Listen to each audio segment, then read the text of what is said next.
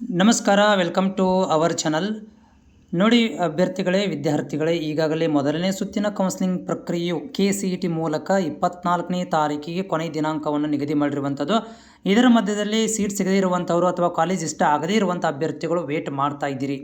ಈ ಮಧ್ಯದಲ್ಲಿ ಇವತ್ತು ತಾರೀಕು 24ನೇ ತಾರೀಕಿಗೆ ಏನು ಒಂದು ನಮ್ಮ KE ಪ್ರಾಧಿಕಾರದ ವತಿಯಿಂದ ಟ್ವಿಟರ್ ಹ್ಯಾಂಡಲಲ್ಲಿ ಏನು ಅಪ್ಡೇಟ್ ಮಾಡಿದ್ದಾರೆ ಅಂತಂದರೆ, ಇವತ್ತು 24 ತಾರೀಕು, ಇವತ್ತು candidate who have appear NEET exam are qualified have not yet applied UGCET now submit the fresh applications. ನೋಡಿ, ಯಾರು ಈಗಾಗಲೇ ಇನ್ನೂರಿಗೆ ನೀವು KCET ಒಳಗಡೆ ಅಪ್ಲಿಕೇಶನ್ಗಳನ್ನು ಹಾಕಿಲ್ಲ, ನೀಟ್ ಎಕ್ಸಾಮನ್ನು ನೀವು ಕ್ವಾಲಿಫೈಡ್ ಆಗಿದ್ದೀರಿ, ಈಗ ನೀವು ಕೌನ್ಸಿಲಿಂಗ್ ಭಾಗವಹಿಸಬೇಕಂತಂದರೆ ಹೊಸದಾಗಿ ಅಪ್ಲಿಕೇಶನ್ ಹಾಕಲಿಕ್ಕೆ ನಿಮಗೆ ಜುಲೈ 30ನೇ ತಾರೀಕು, ಇದೇ ತಿಂಗಳು 30ನೇ ತಾರೀಕು ತನಕ ದಿನಾಂಕವನ್ನು ವಿಸ್ತರಣೆ ಮಾಡಿದ್ದಾರೆ.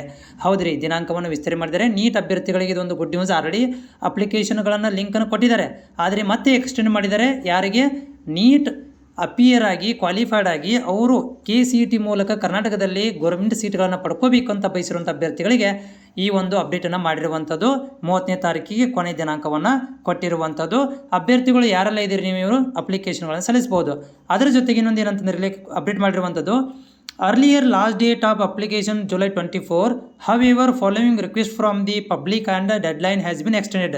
ನೋಡಿರಿ, ಆ್ಯಕ್ಚುಲಿ ಇವತ್ತಿಗೆ ನಾವು ಕೊನೆ ದಿನಾಂಕವನ್ನು ಕೊಟ್ಟಿದ್ವಿ, ಆದರೆ ವಿದ್ಯಾರ್ಥಿಗಳ ಒಂದು ಪಬ್ಲಿಕ್ ರಿಕ್ವೆಸ್ಟ್ ಮುಖಾಂತರ ನಾವೇನು ಮಾಡಿದ್ದೀವಿ ಅಂದರೆ ಮತ್ತೆ ಡೆಡ್ಲೈನನ್ನು ವಿಸ್ತರಣೆ ಮಾಡಿದ್ದೇವೆ. ಅದರ ಜೊತೆಗೆ NEET result data has not yet been received from the by the KE. The once the data is received, the candidate have begun the opportunity to link their NEET and roll number. Until the candidate parents have been not concerned. So ಏನಪ್ಪ ಅಂತಂದರೆ, ಯಾರು worry ಮಾಡ್ಕೊಳಕ್ಕೆ ಹೋಗಬೇಡ್ರಿ. ಇನ್ನೂವರೆಗೆ ಕಡೆ ಇಲಾಖೆಯಿಂದ ಏನಾಗಿಲ್ಲಪ್ಪ ಅಂತಂದರೆ ನಿಮ್ಮ data ಬಂದಿಲ್ಲ ನೀಟ್ ವಿದ್ಯಾರ್ಥಿಗಳದ್ದು. ಒಂದು ಸಲ ಬಂದುಬಿಟ್ರೆ ನೀಟ್ ರೋಲ್ ನಂಬರನ್ನು ನೀವು ಲಿಂಕ್ ಕೊಡ್ತೀವಿ, ಆಮೇಲೆ ನೀವು ಏನು ಮಾಡ್ಬೋದು, ಅದನ್ನು ಅಪ್ಡೇಟ್ ಮಾಡ್ಬೋದು ಅಂಥೇಳಿ ಕೊಟ್ಟಿದ್ದಾರೆ. So after roll number, NEET roll number is entered, the document verification procedure will be carried out.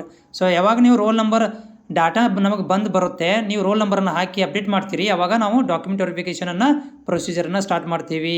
So candidate are advise to regularly visit KE. ನಾವು ವಿದ್ಯಾರ್ಥಿಗಳು ಹೇಳ್ತಾ ಇದ್ದಾರೆ ಏನಂದರೆ, ರೆಗ್ಯುಲರ್ಲಿ KE ವೆಬ್ಸೈಟನ್ನು ವಿಸಿಟ್ ಮಾಡ್ತಾ ಇರಿ.